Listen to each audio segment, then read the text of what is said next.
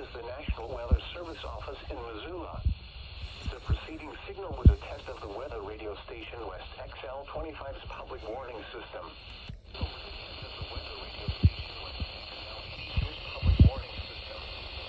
During potentially dangerous weather situations, such radio receivers can be automatically activated by the signal to warn of the intended hazard.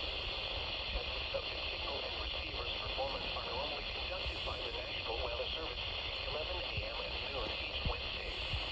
If there is a threat of severe weather, the test will be postponed to the next available good weather day. Reception with variability, normally more noticeable at greater distances from the transmitter, can occur with variability. Quality receiver in good working order.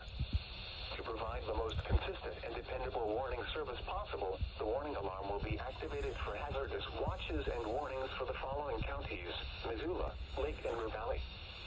This has been a test of the NOAA Weather Radio Warning Device. We now return to normal program.